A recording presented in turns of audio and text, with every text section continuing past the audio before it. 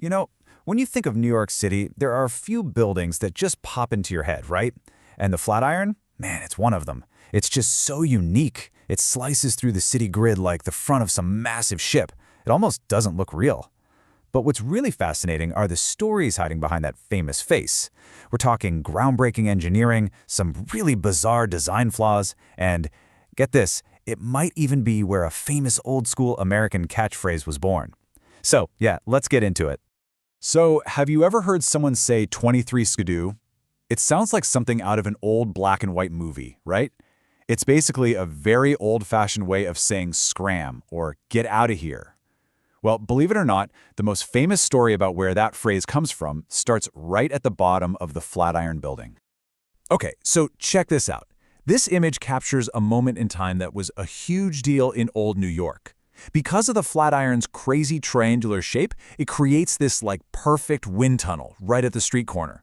Now, you gotta picture it. It's the early 1900s. Women are wearing these long, heavy skirts, and just seeing a woman's ankle was, kind of a risque thing. So this windy corner, it became a real spectacle. And here's the legend. So guys would just hang out on the corner of 23rd Street, just waiting for a gust of wind to, blow up a woman's skirt so they could maybe see an ankle. Seriously, it got so common that the cops would have to come by and break up the crowds. They'd tell all these gawking men to 23 skidoo. The 23 for 23rd Street and skidoo, which was already slang for scat. It's such a perfect story, right? A piece of slang born directly from a building's weird shape. But, and there's always a but with stories this good, it might not actually be true. Yeah, I know. Buzzkill. Historians have dug around and found that people were using 23 and skidoo as slang before the Flatiron was even finished in 1902. There are a bunch of other theories, like the 23 comes from a Charles Dickens novel or was some old-timey Morse code signal. But honestly, the Flatiron story is just so much better, and that's the one that everyone remembers. It just fits. So, okay, enough about slang and windy corners. How on earth did this weird, triangular, beautiful building even get built? Let's go back to the very beginning. I mean, the speed they built this thing at is just mind-blowing. The land, this really awkward triangular piece of land, was bought in 1899. By 1901, the famous architect Daniel Burnham had the plans ready to go, and by 1902, it was done. Just like that. And here's something you might not know. Nobody called it the Flatiron at first. Its official name was the Fuller Building. But, New Yorkers, they saw it, thought, hey, that looks like a flatiron, and the name just stuck. The official name never stood a chance. So how did they pull it off? How did they build something so tall, so quickly, and in such a strange shape? Well, it all came down to this totally revolutionary piece of tech, this steel skeleton frame. Think of it like this. Instead of the walls holding up the building, which is how it had always been done, there's a hidden steel skeleton on the inside that does all the heavy lifting. The walls are just a skin. This was a total game changer. It meant you could build way higher, and it gave architects the freedom to design these wild new shapes that just weren't possible before. Now, at 307 feet tall, it was definitely impressive for its time. But here's the thing. It was never, not for a single day, the tallest building in New York. Its celebrity status had nothing to do with being the biggest. It was all about that dramatic, sharp, totally unconventional shape. In fact, a lot of people at the time were convinced it was a death trap. They called it Burnham's Folly and literally placed bets on which way it would fall over in the first big windstorm. Well, spoiler alert, it didn't fall over. It became one of the most famous buildings in the world. But here's where the story gets interesting. Because while the outside was this celebrated work of art, what it was actually like to be inside the building, yeah, that was a whole different story. Right from the get-go, artists just fell in love with it. They were obsessed. Photographers, painters, they saw it as this symbol of a new, modern New York. You see these moody, incredible photos from guys like Edward Steichen, and you can see why. They made the building look so mysterious and powerful. It's really these images that helped turn it into a global icon. But, again, for the poor souls who had to actually work there every day, it was a bit of a nightmare.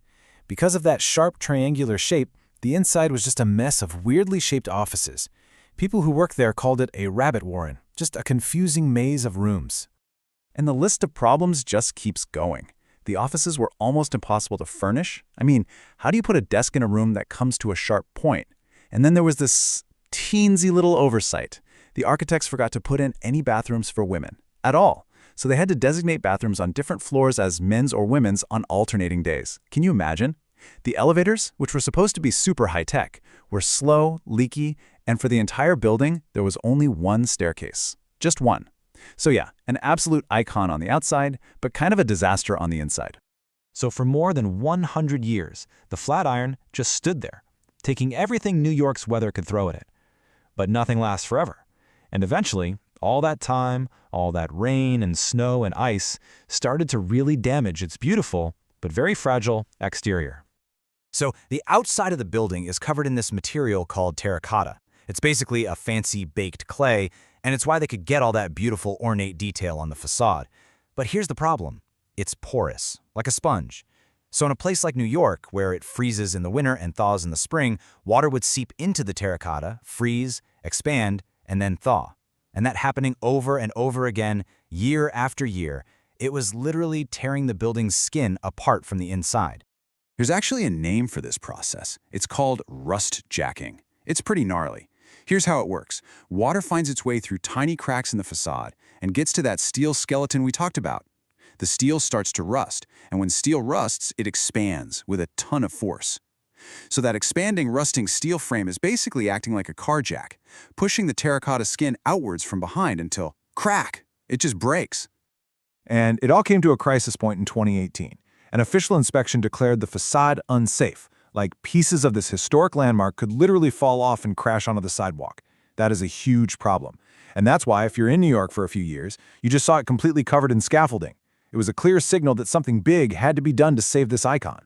So, what do? You've got this beloved, world-famous building that's empty, crumbling, and dangerous. Well, you give it a whole new life. And that's what's happening right now.